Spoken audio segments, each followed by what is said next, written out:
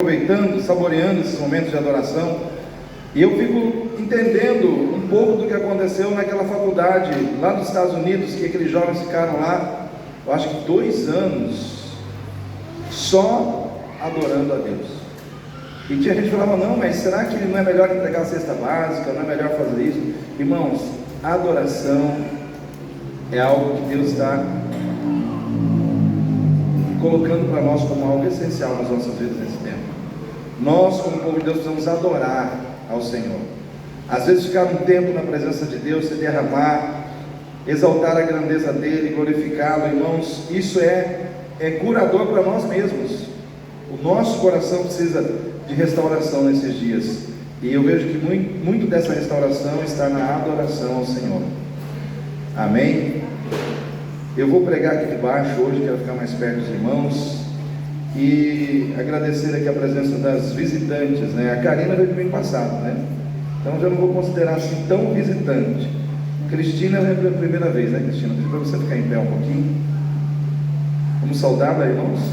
Seja bem-vinda em nome do Senhor Jesus. Deus abençoe, Cristina. A Cristina, na realidade, ela passou um zap aí e tal, perguntou onde era a igreja, e aí ela veio parar aqui, né? Então, a rede social funciona, né, irmãos? Funciona. A gente, tudo tem que ser muito bem usado hoje em dia, né? Nós temos que saber usar os veículos de comunicação que nós temos. Quando a Aurinete abriu o culto, cadê a Aurinete? A Aurinete está na salinha?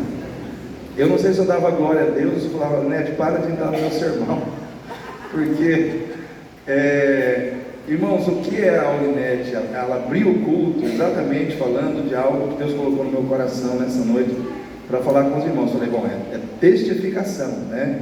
Então a gente sempre pede testificação, confirmação, e ela falou ali de Apocalipse 21, né, que fala, é um texto profético, que fala daquele momento, quando Deus inaugurará novos céus, nova terra, e eu acho interessante que termina o versículo 1 dizendo, e o mar já não existe mais. Então quer dizer o seguinte, querido, se você quer conhecer mar, tem que ser agora, né? Porque quando inaugurar o novo tempo, não vai ter mar, o mar já não existe mais, né? Então, queridos, é um texto profético, e eu quero falar um pouco hoje sobre profecia. Quero que você abra a sua Bíblia em Atos dos Apóstolos, capítulo 1, Atos dos Apóstolos.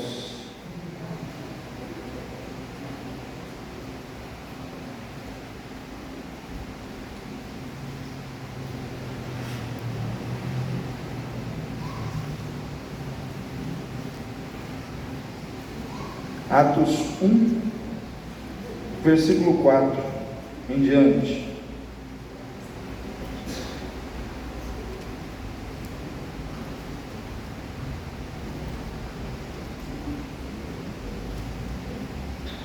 Atos 1, 4.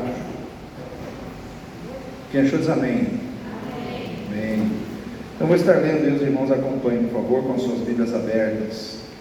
Atos 1, capítulo 1, versículo 4 diz assim: E estando com eles, determinou-lhes que não se ausentassem de Jerusalém, mas que esperassem a promessa do Pai, que disse ele, de mim ouvistes. Porque na verdade João batizou com água, mas vós sereis batizados com o Espírito Santo, não muito depois desses dias. Aqueles, pois, que se haviam reunido, perguntaram-lhe, dizendo: Senhor, restaurarás tu nesse tempo o reino de Israel? E disse-lhes: Não vos pertence saber os tempos ou as estações que o Pai estabeleceu pelo seu próprio poder, mas recebereis o poder do Espírito Santo que há de vir sobre vós, e ser-me-eis testemunhas tanto em Jerusalém, como em toda a Judéia e Samaria, e até os confins da terra. E quando dizia isto, vendo eles, foi elevado às alturas, e uma nuvem o recebeu, ocultando aos seus olhos. E estando com os olhos fitos no céu, enquanto ele subia, eis que junto deles se puseram 2 homens vestidos de branco, os quais lhes disseram: Homens galileus, por que estáis olhando para o céu? Esse Jesus, que dentre vós foi recebido em cima no céu, há de vir, assim como para o céu o vistes ir. Amém? Jesus vai voltar. Amém, igreja? Quem acredita que Jesus vai voltar? Aleluia, né? O nosso coração deve se alegrar nessa certeza, o nosso coração deve se alegrar nessa verdade bíblica, incontestável. Aquele que um dia veio como Cordeiro de Deus para tirar o pecado do mundo, voltará como leão de Judá, né? Para levar a igreja, para remir, né, a Israel. Então nós entendemos que existe aí um tempo profético para que todas essas coisas possam acontecer. Esse momento fala do momento quando Jesus, após ressurreto, após ter ressuscitado, ele está com os discípulos, e antes dele ser assunto aos céus, e ali ele definitivamente encerrar completamente o seu ministério aqui na terra, ele fala com os discípulos dizendo: olha gente, é o seguinte, não se ausentem de Jerusalém, ficai em Jerusalém, até que do alto vocês sejam revestidos de poder, até que do alto vocês sejam revestidos pela presença e pelo poder do Espírito Santo. E aí Jesus diz: João Batista batizou com água, mas vocês serão batizados com o Espírito Santo. E aí ele começa a falar sobre isso, e ali muitos israelitas que estavam ali fazem uma pergunta assim meio carregada de um nacionalismo, né? Dizendo assim: Senhor, quando é que o Senhor vai restaurar o reino de Israel? E aí Jesus diz: não vos compete saber tempos, estações ou épocas que Deus reservou, né? O que importa é que vocês vão receber o poder do Espírito Santo e serão minhas testemunhas em Jerusalém, em toda a Judéia, Samaria, até os confins da terra. E aí Jesus é assunto aos céus e desce 2 anjos, irmãos. Desce 2 anjos com vestes brancas, resplandecentes, né? E aí estes anjos falam agora com aqueles que estão ali, dizendo: por que, né, vocês ficam assim, olhando para quem está subindo? Não sabes que aquele que subiu e está sendo aceito aos céus, ele vai voltar? Ele vai voltar. Irmãos, esse texto aqui envolve questões proféticas, né? E eu quero falar com vocês sobre profecias e o papel da igreja diante das profecias. O texto que a Aurinete abriu o culto é um texto profético, que fala de situações que vão acontecer lá na frente. Então a Bíblia, ela está recheada de profecias que já se cumpriram, que estão se cumprindo e que vão se cumprir. E quando eu volto lá aos meus tempos de faculdade teológica, existe um princípio hermenêutico de interpretação profética que nos ensina que existem profecias que são de dupla referência ou de duplo cumprimento, ou seja, são profecias que elas são dadas, que elas se cumprem parte num tempo e a outra parte elas se cumprem em outro tempo posterior, né? Então Daniel, por exemplo, foi um dos grandes profetas que profetizou muito sobre o fim dos tempos. E Daniel, ele afirmou muitas coisas que aconteceram já e que ainda estão acontecendo e ainda vão acontecer. E um dos exemplos de profecias que já aconteceu e estão acontecendo e vão acontecer, inclusive foi profetizado por Daniel, você encontra no Evangelho de Mateus, no capítulo 24. Estou apenas te dando o endereço, que se eu for abrir aqui a gente vai ficar muito tempo aqui, mas eu vou descrever para vocês assim o que acontece no capítulo 24 de Mateus. O capítulo 24 de Mateus é um texto profético e que foi profetizado por Daniel, e os estudiosos que estudam a escatologia, eles dizem que até o versículo 20 de Mateus 24, Daniel profetizou sobre a destruição de Jerusalém, que aconteceu pelas mãos do imperador Tito. Então quando fala ali que aquelas que estão grávidas terão que correr e se esconder no inverno e tudo mais, tudo isso está relacionado com a destruição literal de Jerusalém, e isso se cumpriu até o versículo 20 do capítulo 24 de Mateus. Mas a partir do versículo 21, quando fala que virá um novo tempo sobre a terra, igual outro tempo não houve, e não existirá um outro tempo igual a esse, e surgirão falsos cristos, e virá o homem da perdição, e ele virá e assumirá o lugar de Deus.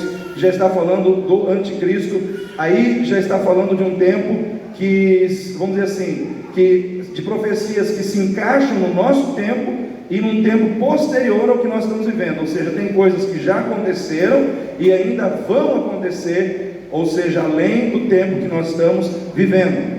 Então, a profecia, esse tipo de profecia, ela tem dupla regência, ou ela tem duplo cumprimento.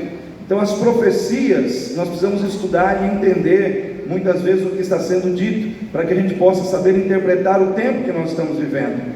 Então, Daniel, por exemplo, ele fala no capítulo 7, versículo 25, que ali surgirá um chifre, porque se você pegar o capítulo 7 de Daniel, ele vai falar de 10 chifres, e esses chifres se referem aos reis, aos imperadores, que foram levantados por Deus, cada um na sua época.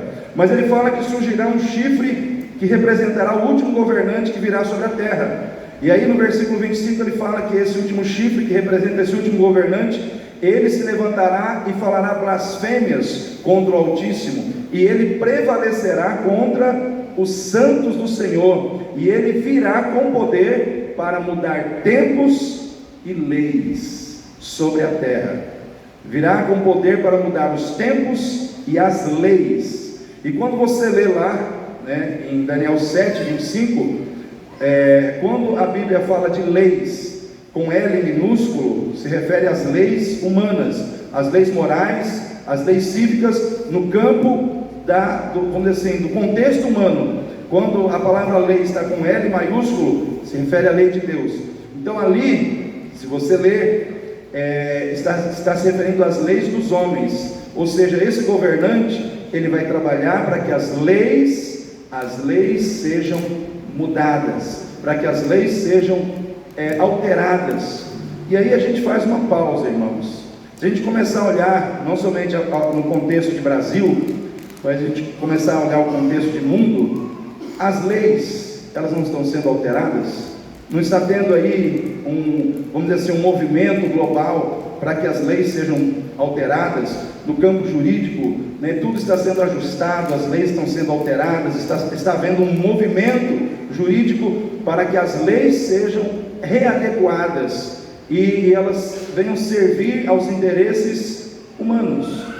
Então hoje existe um grande esforço global, não só no Brasil, mas em todo o mundo, para que as leis sejam alteradas com o propósito de atender cada dia mais os interesses humanos.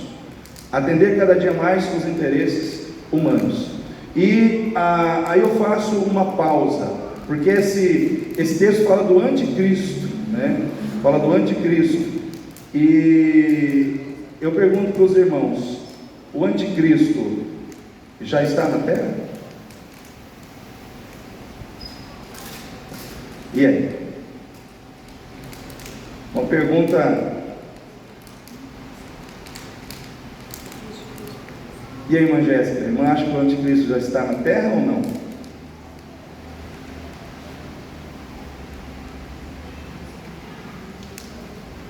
Difícil de responder, né?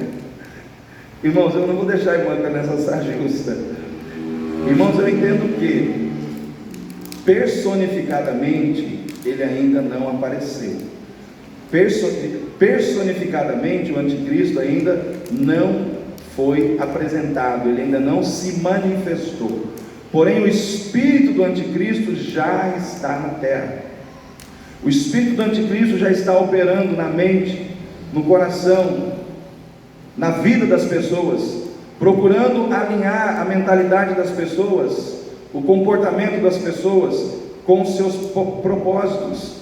Então nós vemos hoje que o espírito do anticristo ele está agindo na terra para mexer aonde? Na mente, no coração, nos valores das pessoas.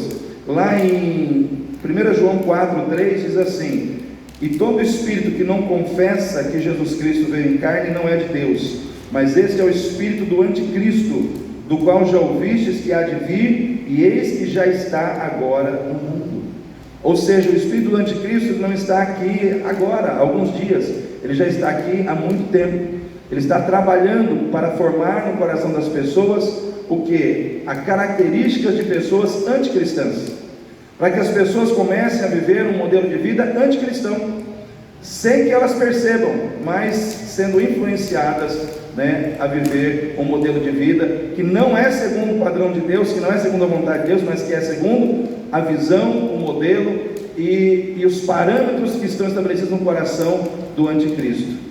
E a minha pergunta para nós hoje é: nós como igreja, qual é o nosso papel, né, diante desse cenário profético, diante dessas situações que aconteceram, estão acontecendo e vão acontecer?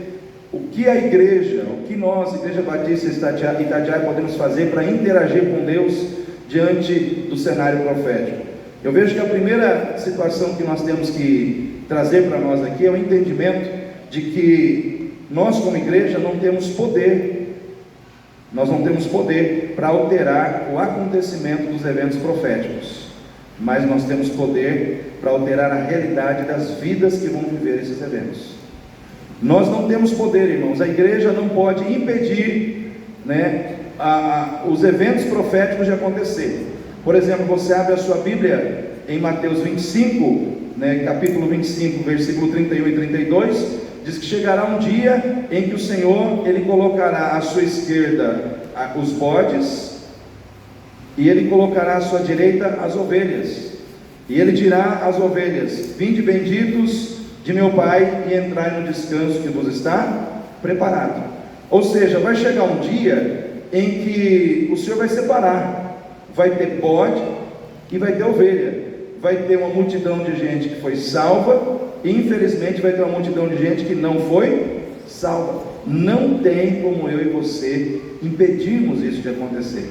Vai acontecer desse jeito, né? Vai ter bode, vai ter ovelha, né? Vai ter salvo e vai ter gente perdido. Então não tem como alterar esses eventos, não tem como impedir que um anticristo apareça. Ele vai aparecer, mais cedo ou mais tarde ele vai ter que aparecer. O espírito do anticristo está operando, porém fisicamente, personificadamente ele vai aparecer. E não tem como a igreja impedir que isso aconteça.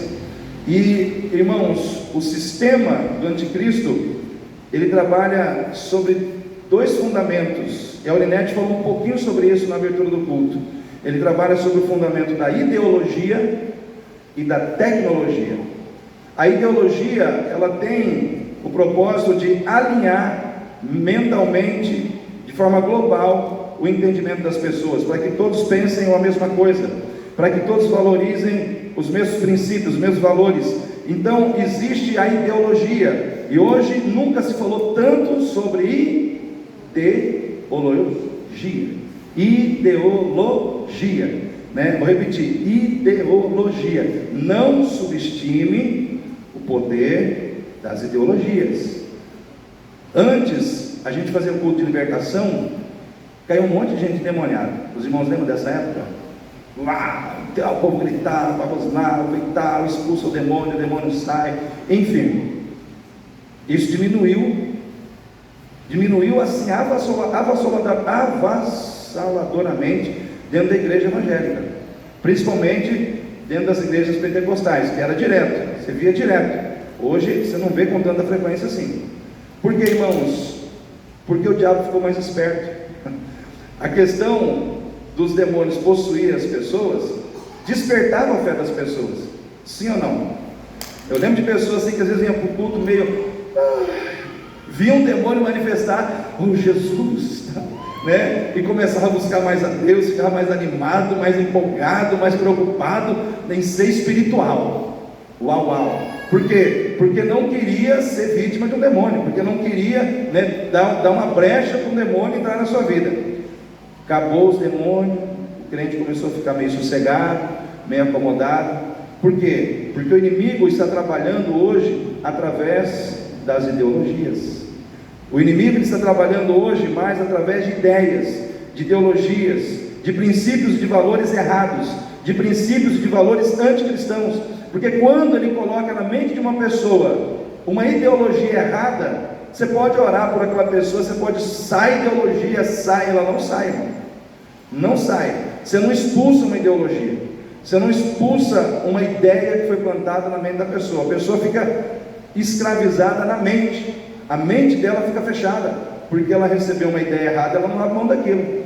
Então hoje, as ideologias, elas estão sendo trabalhadas em todos os contextos, sexuais, sociais, através vamos dizer assim, dessa questão dos direitos humanos. Está sendo trabalhado de maneira muito forte nesse sentido, para que as pessoas, elas comecem a se apoiar mais em si mesmas do que em Deus. Então hoje, a ideia do mundo é que todo mundo pense mais ou menos igual, buscando estabelecer um mais alto padrão de igualdade entre as pessoas, no âmbito social, no âmbito religioso. Ou seja, a proposta parece assim bonita, a proposta parece assim decente, a proposta parece assim que é algo aparentemente correto, igualdade, né? Vamos combater a desigualdade, todas as pessoas, independente da sua cor de pele, todas as pessoas, independente do seu credo religioso, todas as pessoas, independente das suas características físicas, elas precisam ser valorizadas de igual maneira.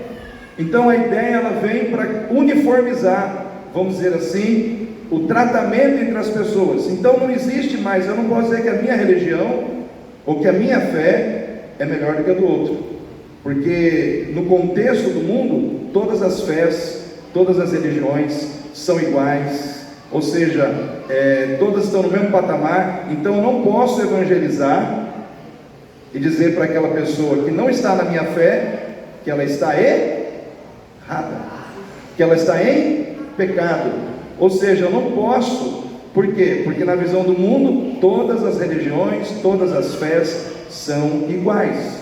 Então vai se parametrizando todo mundo e vai colocando na mente de todo mundo uma ideologia de igualdade que impede você de reconhecer que você tem algo que os outros não têm e você não pode passar. E na realidade vai tirando do seu coração também a disposição de passar. Então a gente não percebe, mas nós estamos sendo manipulados todos os dias, todos os dias, todos os dias, através de um sistema ideológico. Então a primeira base do sistema do anticristo chama-se ideologia, e o segundo chama-se tecnologia, porque hoje ninguém fica sem um celular. Nós vivemos num mundo onde nós temos que ter conexão. Senhor, irmãos, nós precisamos estar conectados. Hoje ninguém mais consegue fazer as coisas se não for através de uma rede social, se não for através de um mecanismo que está, vamos dizer assim, ligado à internet, que te dê acesso às situações que você precisa resolver. Nós vivemos num mundo onde você não pode perder tempo. Quem aí pode ficar 3 horas, 4 horas numa fila para pagar boleto, para pagar? Hoje você faz isso aonde? Na palma da mão. Então hoje nós estamos sendo induzidos a ter uma mente ideológica uniformizada, e estamos sendo induzidos a termos uma mente tecnológica que nos torna dependentes vamos dizer assim, da modernidade. Ou seja, a gente sempre quer estar conectado com aquilo que é mais moderno, a gente sempre quer estar conectado com aquilo que é de última geração, a gente quer sempre fazer as coisas mais rápido e com menos esforço. De certa forma, não tem nada de errado nessa situação. O problema é que cada vez que a gente vai se afundando nessas questões, a gente vai se afastando de Deus. A gente vai se afastando sem perceber, a gente vai perdendo a visão de que a gente precisa fazer o que a gente está fazendo agora: adorar, se render a Deus, buscar, estar numa igreja, ler a Bíblia. Por quê? Porque a nossa mente tecnológica, a nossa mente ideológica, ela nos diz que a gente não precisa disso, que a gente não tem necessidade disso, que a gente precisa das coisas que estão lá fora, muito mais das coisas que estão aqui dentro.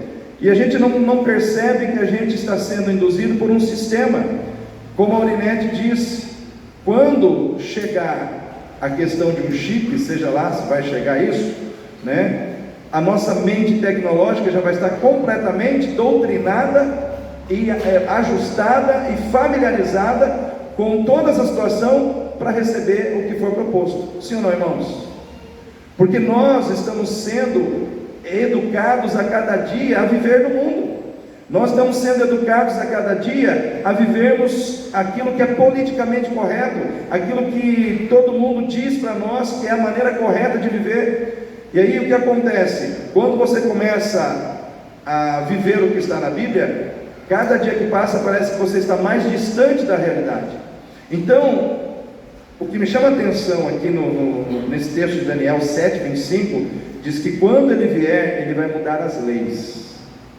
Isso quer dizer que vai chegar um tempo em que, por trás de toda essa ideia bonita de igualdade, presta atenção, não sou contra a igualdade, irmãos, por trás de toda essa ideia bonita de igualdade, existe um outro propósito oculto: oficializar, aprovar, regulamentar aquilo que a Bíblia não aprova. Vou repetir: por trás dessa ideia bonita de igualdade racial, por trás dessa ideia bonita de igualdade em todas as outras questões, existe um propósito velado, oculto, de aprovar, de regulamentar por lei aquilo que a Bíblia não aprova. Aí o que acontece? Você vai querer viver o que a Bíblia aprova, só que o que a Bíblia aprova está contra a lei.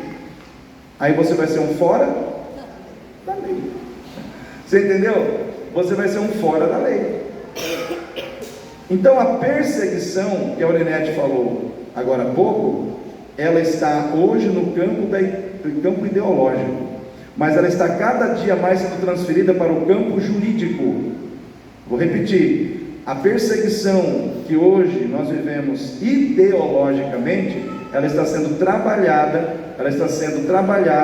pela ONU, pelas organizações, pelas pessoas que formam opinião, pelos governos que defendem essas pautas, que defendem tudo aquilo que é contrário à Bíblia. Tudo isso está sendo defendido para que tudo seja aprovado por lei. E aí, quando essas coisas forem aprovadas por lei, aí sim nós vamos começar a sofrer uma perseguição bem maior, porque é lei, irmão, né? Algum tempo atrás, na Bolívia, baixou uma lei lá que não podia pregar o Evangelho. Quantos viram isso? Que os bolivianos apanharam, igrejas foram fechadas, e foi um auê. Por quê? Porque eles estavam fazendo culto dentro de casa, pregando o Evangelho dentro, e não podia pregar dentro de casa, né?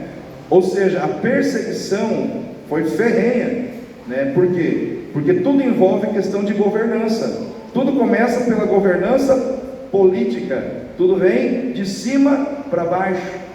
Então tudo começa com a questão de governança, tudo começa com a questão de governança política, é trabalhado lá em cima e vem descendo até chegar a nós, os meros cidadãos. Então hoje o terreno está sendo preparado para essas questões. E aí, quando Jesus está aqui com os discípulos ficam curiosos para saber quando vai acontecer isso, quando vai acontecer aquilo, quando serão esses acontecimentos futuros. Jesus diz algo muito interessante, ele diz: não vos compete saber tempos ou épocas. Em outras palavras, não vos compete saber sobre os acontecimentos futuros. O que vocês têm que se preocupar não é o que eu vou fazer no futuro, vocês têm que se preocupar com o que vocês precisam fazer no presente para me agradar. Então, Jesus ele chama a atenção do povo para o agora. O povo estava olhando lá para frente, ficando preocupado com o futuro, e Jesus está falando: não, olha para o agora e começa a trabalhar o agora, porque o que vocês têm que se preocupar agora é se encher do Espírito Santo. A preocupação agora é receber o Espírito Santo, é estar cheio do Espírito Santo, é fazer a minha obra pelo poder do Espírito Santo. E é isso que eu quero dizer para você nessa noite. Eu e você não temos o poder de mudar acontecimentos, irmãos. Se a gente vai ter que sofrer, porque vai vir governantes, vão vir governantes que vão usar a lei para oprimir a igreja, para oprimir a fé cristã, deixa acontecer. O que nós temos que nos preocupar é em fazer a vontade de Deus hoje, é entender o que Deus quer de nós hoje. Nós não podemos mudar eventos proféticos, mas eu e você podemos mudar a realidade das vidas que vão fazer parte desses eventos. Então, foi dito na Bíblia que vai ter ovelha e que vai ter bode, amém? Nós não podemos impedir que tenha ovelha nem bode, mas pelo poder do Evangelho de Cristo, nós podemos pregar o Evangelho para o bode, e esse bode pode se transformar numa ovelha. Amém? Então você pode mudar as pessoas de lugar. Você tem o poder, pelo Evangelho de Cristo que está em você, e pela presença de Cristo que está na tua vida, de pregar o Evangelho para quem é bode, e dizer: olha bode, você pode ser ovelha, porque um sangue foi derramado para que você pudesse ser salvo, para que você pudesse ter salvação. Eu vejo que nós como igreja precisamos parar de nos preocupar, de nos envolvermos com briguinhas, com discussões, com coisas que não têm sentido, e focar os nossos olhos na missão de proclamar o Evangelho para quem está perdido. O bode representa aqueles que estão sem Jesus, sem salvação, mas se nós pregarmos o Evangelho para eles, eles abrirem o coração, eles saem da condição de perdidos e se tornam salvos. A nossa missão é esvaziar o maior número possível de pessoas que estão nesse lado, de pessoas que estão nesse lado perdidas, condenadas pelo pecado, e trazer o maior número de pessoas possível para o lado de cá, aonde nós já estamos. A nossa função como igreja é dupla. Primeiro, ganhar almas para Jesus. Amém, igreja? Nós temos que ganhar almas para Jesus. Jesus diz: e recebereis o poder do Espírito Santo e sereis minhas testemunhas em Jerusalém, Judeia, em toda Samaria, até os confins da terra. O que Jesus estava dizendo: eu vos darei poder. Esquece as profecias, vai se cumprir, vai vir, vai ter anticristo, vai ter ovelha, vai ter bode, vai ter tudo isso, mas vocês precisam viver o poder do Espírito Santo. Vocês precisam se encher do Espírito Santo, vocês precisam focar na missão. Coloque os seus olhos na missão. Olha para as pessoas que estão sem salvação e comece a trabalhar para que essas pessoas sejam salvas. Irmãos, eu fico preocupado quando nós, como igreja, começamos a tratar como indiferença as pessoas que não estão salvas, e não colocamos a nossa atenção nessas pessoas, e não trabalhamos para trazer essas pessoas para Jesus. Se você parar para pensar, quantas pessoas dentro da sua família ainda são bodes? Pergunta para o seu irmão aí: tem bode na sua família?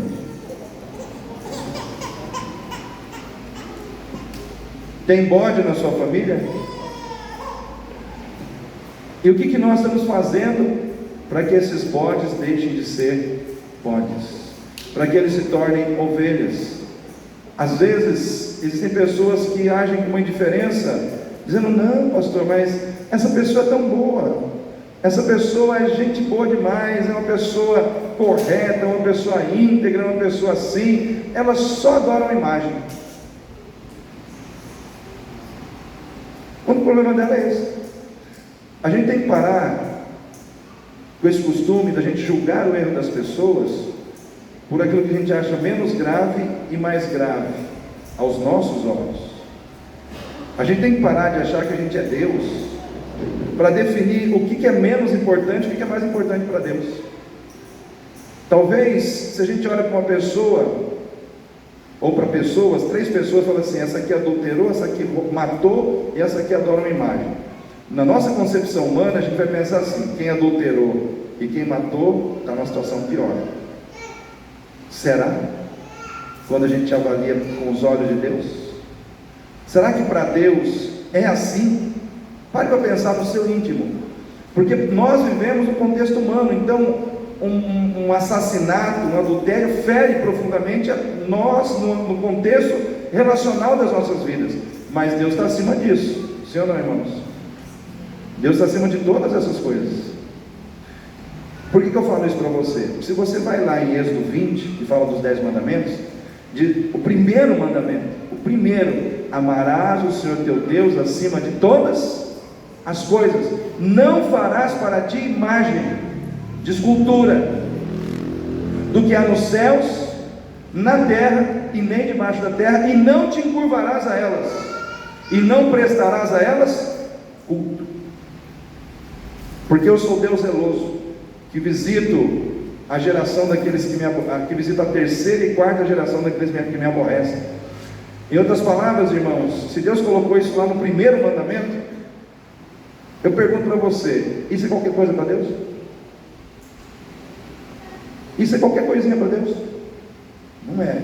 O reino espiritual, tem muita gente que não entende o reino espiritual. Mas quando o reino espiritual se movimenta, você tem que entender o porquê dessas situações. Então nós, às vezes julgamos, não, mas essa pessoa tem uma vida legal, pastor, essa pessoa tem uma vida correta, mais correta que eu que sou crente. Só que eu vou dizer uma coisa para você, tem pessoas fora da igreja que têm vida correta, até mais correta que muitos crentes, sim ou não, irmãos? Tem. A gente tem que ser sincero e reconhecer que tem. Só que eu vou dizer uma coisa para você, vida correta não salva ninguém. Porque toda vida, por mais correta que ela seja, ela está debaixo do pecado. O que salva a pessoa é a condição dela estar debaixo do sangue de Jesus. Então a pessoa está aqui, vida correta, pagando seus impostos direitinho, aí está lá o Fernandinho Beiramar. Fernandinho Beiramar, não é qualquer um. Eu apelei aqui agora. Ele está lá. Aí ele chega lá, o cara prega o evangelho de salvação para ele. Ele aceita Jesus, com todos os crimes que ele já cometeu. Ele recebe a sua salvação. Aí o cara que tem a vida correta aqui fora não aceita Jesus. Quem vai para o céu e quem não vai? O Fernandinho vai. Por quê? Porque ele se colocou debaixo da graça de Deus. Então nós temos que entender que vida correta nós temos que ter sim, mas ela tem que ser fruto de uma vida salva, e não a causa da nossa salvação. A causa da nossa salvação é a nossa fé no sacrifício de Jesus. Quando você crê que o sangue de Jesus foi derramado para o perdão dos seus pecados e você recebe salvação. A partir daí a sua vida correta passa a contar diante de Deus. Deus vai começar a avaliar a sua justiça, a sua integridade, a sua moralidade, a sua honestidade. Mas antes disso, você está morto. A Bíblia diz que todo ser humano está morto nos seus delitos e nos seus pecados. Você pode fazer o que você quiser, não tem jeito. Por quê? Você tem que passar pelo sangue de Jesus, tem que passar pelo sangue do Cordeiro. Então a Bíblia diz que nós somos feitura de Deus, criados em Cristo Jesus para as boas obras. Pastor, eu fui justo, honesto, nunca roubei, nunca fiz isso. É obrigação. Amém? Deus te fez para ser justo, Deus te fez para ser honesto, Deus te fez para... Então isso é obrigação de todo ser humano ser, mas isso não te dá o perdão dos seus pecados. Agora nós que temos esse entendimento da salvação, o que nós estamos fazendo pelas pessoas que convivem conosco? Às vezes um parente, a gente se relaciona com aquela pessoa, almoça com aquela pessoa, participa de festa de aniversário com aquela pessoa, mas a gente não tem coragem de dizer para aquela pessoa que ela precisa de Jesus, como um dia eu precisei. Por que aquele que está perdido, irmãos, é mais fácil de ser achado? Porque aquele que está perdido, ele vê com clareza os seus pecados, enquanto que aquele que aparentemente está vivendo no padrão, ele não consegue ver que é pecador, ele não consegue ver que está errado. E nós precisamos anunciar a salvação a essas pessoas. Eu e você não temos poder para interferir no cumprimento das profecias bíblicas, mas nós temos poder de mudar a realidade das pessoas. Nós temos poder de transformar em Cristo Jesus, um perdido num salvo, porque foi nos dada essa missão. Preste atenção, Deus podia dar essa missão a anjos, e os anjos queriam, mas Deus não entregou essa responsabilidade a anjos, porque para falar de salvação, a pessoa tem que ter experimentado salvação. Por isso, só fala de salvação quem recebeu salvação. E nós temos essa missão de anunciarmos a salvação aos perdidos, para que dentro desses eventos proféticos que vão acontecer, irmãos, o anticristo vai se personificar na terra. Vai vir um tempo terrível. Daniel ele descreve esse tempo dizendo que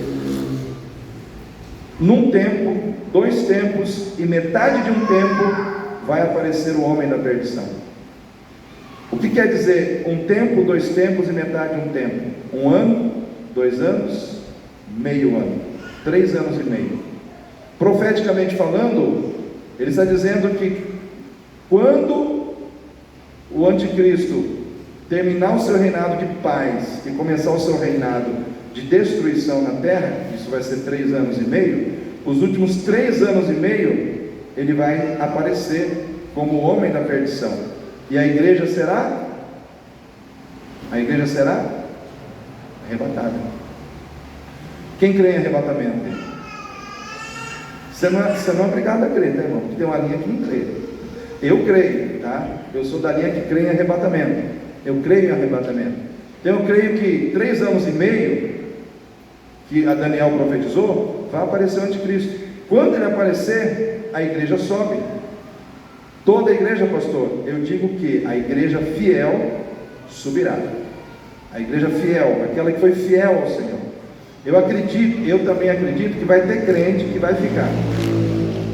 Acredito que vai ter crente que vai passar pela tribulação. E por quê? Porque não quis viver para Deus. Sabe aquele crente meia boca? Eu sou crente, mas não vive como crente. Vive na desonestidade, vive na mentira, vive nas baladas da vida. Eu sou crente, mas não vive como crente. Eu acredito que quando o anticristo aparecer, esse fica. Aí ele vai sofrer com todo mundo que vai ficar na terra, né? O crente fiel, ali, renunciando todo dia, obedecendo, errando e pedindo perdão para Deus, consertando a vida, né? Aquele que está ali empenhado em viver na presença de Deus, eu acredito que esse sobe, né? Esse sobe, será premiado, vamos dizer assim. Aí eu pergunto, você quer ficar ou você quer subir? Quem quer subir aí? Então nós temos que considerar, né, todas essas situações, porque, irmãos, dizer que é crente é fácil, viver como crente é outra história, né? É outra história. Que adianta, irmão, eu chegar lá fora, pregar o evangelho para alguém, falar da salvação em Cristo, aí a pessoa vem para a igreja e aí ela me encontra mentindo, ela me encontra bebendo, ela me encontra fazendo um monte de coisa que ela fazia lá fora.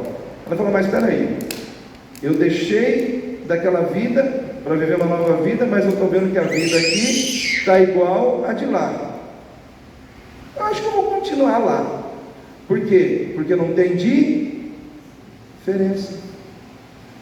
Precisa haver diferença entre a nossa maneira de viver, que nós conhecemos a Deus, com aqueles que não conhecem a Deus. Amém, irmãos?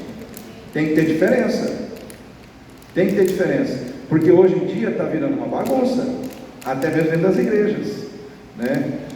Alguns dias atrás, eu estava no Comper lá em cima, levei o irmão Luiz lá para fazer uma comprinha, e aí a atendente do Comper, da Assembleia de Deus, viu, irmãos? A Assembleia, vai estar afastado da Assembleia por causa das coisas que aconteceram na Assembleia, né? Não vou entrar nessas questões, mas está afastada. Aí ela viu eu fazendo a compra para o irmão, e ela falou, o senhor está fazendo compra para ele? Eu falei, estou, o irmão não pode, está passando necessidade e tal. Aí ela ficou tocada, falou, o senhor está fazendo é muito bonito, né? O senhor está fazendo uma compra para ele, nessa necessidade para ele. Vamos dizer assim, como cristão é minha obrigação de amor fazer isso. Aí ela falou assim, onde que é a igreja do senhor? Eu falei, fica lá nas 3 Barras. O compra que eu estava lá em frente do Aero Rancho, lá, em frente do terminal lá. Ela falou, não, é muito longe para mim e tal. Aí ela falou assim, mas eu estou procurando igreja.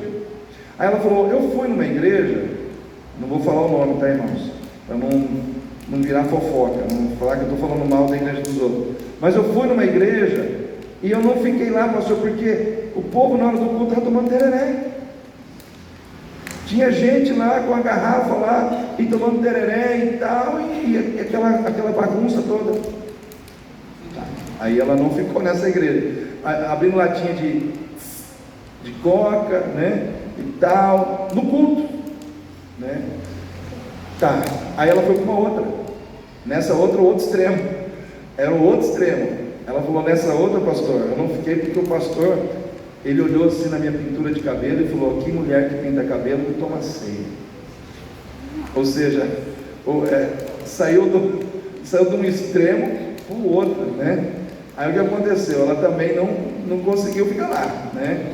Então, a supervalorização de coisas que não tem valor nenhum. O que tem a ver uma mulher pintar o cabelo? Ou seja, está ficando branquinho, não posso dar uma, né? Tem nada, Jesus não está nem preocupado com pode pintar, irmã. Pode pintar, né? Não tem problema nenhum. E agora a questão, tereré, latinha de refrigerante dentro do culto. Irmãos, quer dizer, isso já não tem reverência, né? Então são coisas que estão acontecendo nos dias de hoje. E as pessoas não sabem mais o que vai acreditar, não sabem aonde vai buscar, não sabem aonde vai encontrar a palavra de Deus. Porque as pessoas querem receber a palavra de Deus e não dos homens. E está difícil. Então hoje, nesse tempo profético que nós estamos vivendo, é um tempo onde o inimigo está trabalhando ideologicamente para uniformizar nossa mente como uma mentalidade que está alinhada com os padrões do mundo e ao mesmo tempo nos fazer dependentes da tecnologia mais do que de Deus. Daqui uns dias vai ter crente querendo passar o WhatsApp para Deus, né? Não funciona, irmão.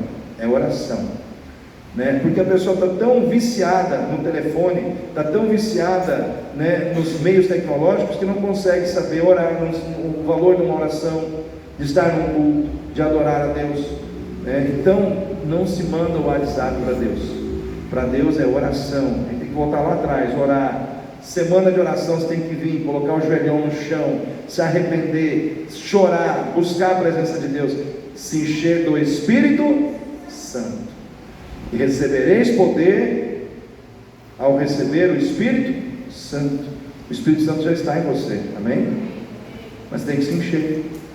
A outra parte da missão da igreja primeiro é você salvar almas. Segundo é você manter a sua vida salva.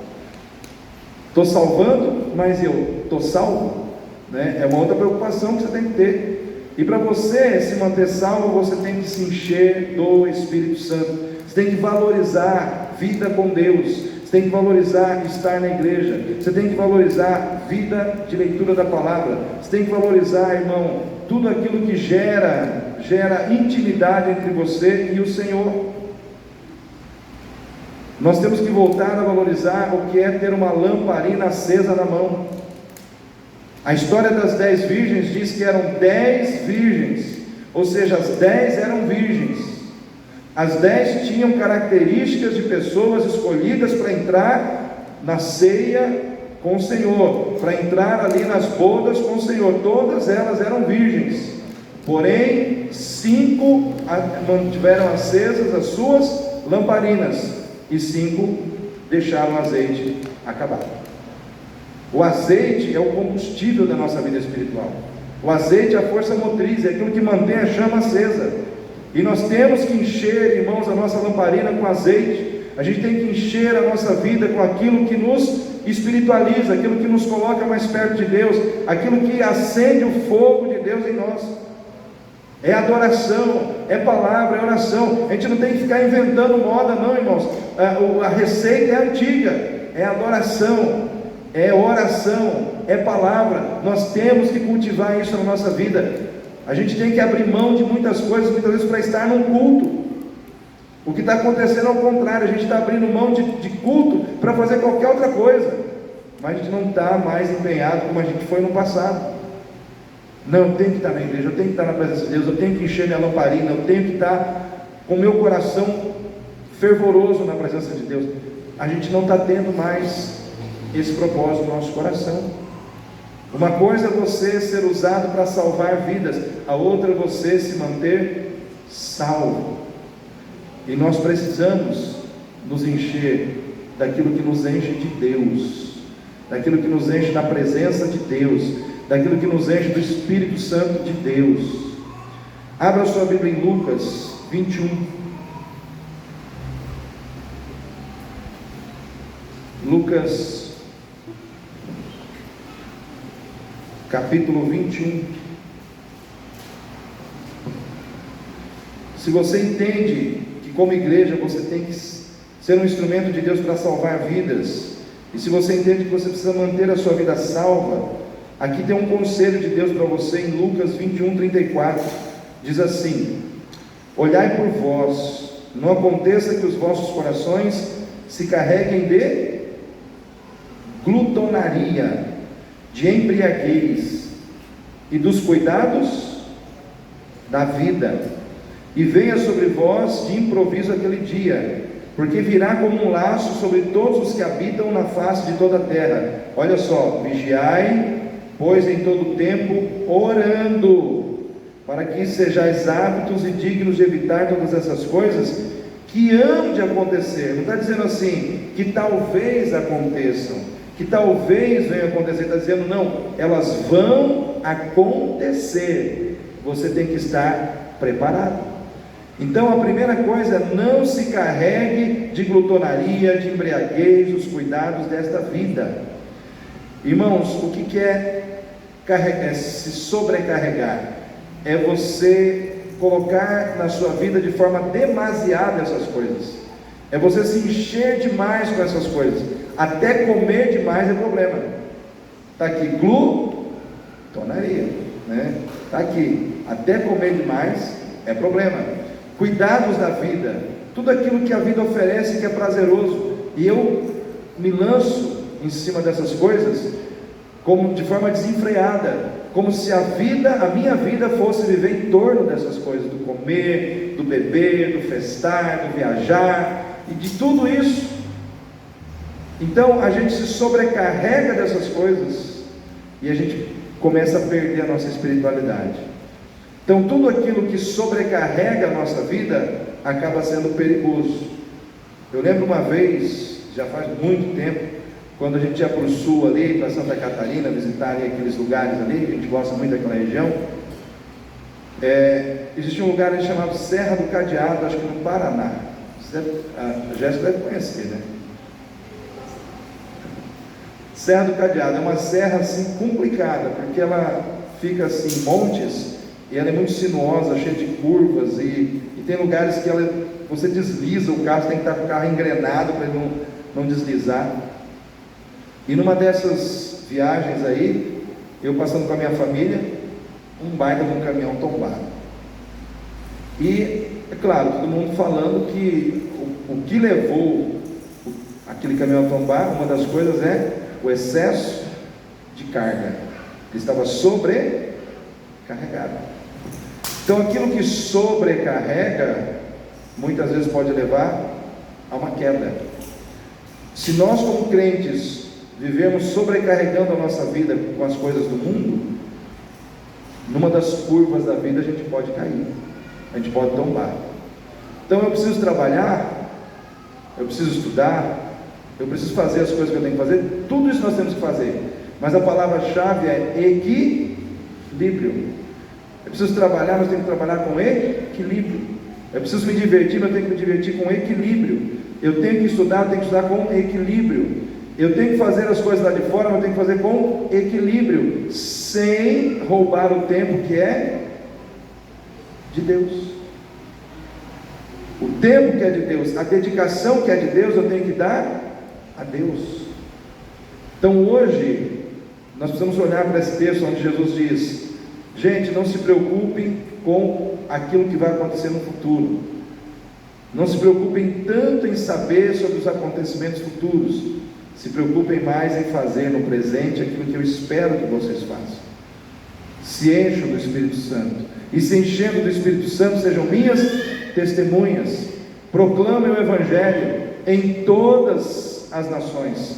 Digam ao mundo que eu vim para salvar todo aquele que crê em mim. Digam ao mundo que o meu sangue foi o perfeito pagamento pelos pecados. Proclamem às pessoas que eu vim para salvar todo aquele que precisa de salvação. Jesus não veio para os sãos, ele veio para os doentes. Foi isso que ele disse aos religiosos: eu vim para aqueles que precisam de cura, eu vim para aqueles que precisam de salvação, eu vim para aqueles que precisam de um Salvador. Se você acha que você não precisa, tranquilo, eu vim para quem precisa. Nós temos que achar aqueles que precisam de Jesus, aqueles que querem aceitar Jesus, aqueles que entendem que necessitam da salvação que Ele nos dá. Terceiro ponto, irmãos, que o Senhor nos mostra, é que o Espírito Santo nos foi dado para sermos testemunhas, e não para sermos celebridade gospel. Você recebeu o Espírito Santo para ser testemunha, para servir, e não para ser celebridade. Porque hoje a gente vê nos YouTubes da vida, parece uma coisa vergonhosa no meio evangélico, as pessoas disputando para demonstrar quem tem mais poder, para quem tem mais revelação, para quem pode fazer mais, para quem pode dar em mais evidência, para quem pode receber mais like, mais joinha, E isso tem sido uma coisa que tem acontecido muito nos nossos dias. Nós temos hoje muitas pessoas que se tornaram celebridades, e Deus está triturando tudo isso, Alguns dias atrás a Ana Paula Valadão, ela chegou a público e falou que tem muita coisa acontecendo no meio gospel que é vergonhoso, Pessoas forjando milagres, forjando situações, simplesmente para criar uma atmosfera enganosa da manifestação da presença de Deus, e atrair pessoas, atrair recursos, atrair, e o que isso vai levar aonde, irmãos?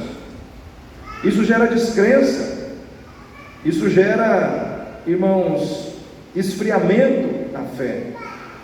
E ela começou uma nova igreja com o marido dela, olhando para o pequeno, entendendo que o Evangelho, ele não precisa de pessoas que estejam em evidência, são de pessoas que queiram servir a Deus com sinceridade e verdade.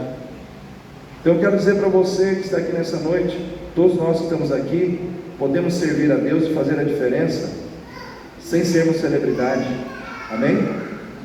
Ninguém precisa ser celebridade, nós precisamos entender que quem precisa aparecer não somos nós, não é o nosso nome, não é o meu nome que tem que estar lá na placa.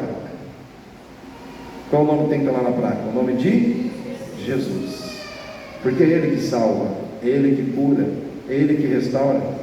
Nós vemos dias em que Deus está mudando as questões dentro da igreja, Deus está mudando paradigmas, Deus está mudando situações. Por quê, irmãos? Porque muitos líderes, porque receberam poder, se deixaram seduzir pelo poder e começaram a fazer coisas que não convêm. Começaram a ceder, irmãos, às propostas do inimigo. Porque o inimigo, ele te tenta em duas situações: quando você está por baixo e quando você está por cima. E eu digo que é mais fácil o crente cair quando ele está por cima. Eu vi um testemunho contado pelo pastor Josué Gonçalves, e ele é um homem de Deus, eu acredito no que ele fala. Ele disse que um pastor resolveu trair a sua esposa e foi para um motel com uma jovem, e chegou dentro do motel e foi tomar banho, se preparar para fazer besteirada, fazer coisa errada. Quando ele sai, ele encontra a mulher na cama, toda transfigurada, com um demônio, vamos dizer assim, com um demônio na vida dela, dizendo: hoje eu destruí o seu ministério, a sua família e a sua vida. O que aconteceu com ele? Ele saiu de lá, ele ficou sumido 5 anos, virou mendigo de rua. E aí eu achei interessante uma frase que o pastor Josué disse. Ele falou que o diabo, ele entrega para o crente um cartão de crédito, ele diz: pode usar. Aí o crente vai usando aquele cartão, e vai pecando, só que uma hora chega a fatura, e quando a fatura chega, ela tem que ser paga. Então todos nós que estamos aqui, temos que vigiar o nosso coração. Então eu falo isso para vocês com todo temor a Deus, porque ninguém aqui não está sujeito a cair. Todos nós, inclusive eu, estou sujeito a cair. Todos nós que estamos aqui estamos sujeitos a pecar. Não tem ninguém aqui que esteja livre dessa situação.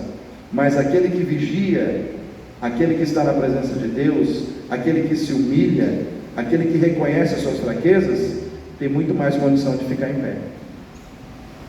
Amém, igreja? Agora, aquele que se exalta, aquele que acha que é o super, aquele que acha que tem um controle na mão, esse pode estar bem próximo de cair, porque a palavra de Deus diz que o orgulho precede a queda.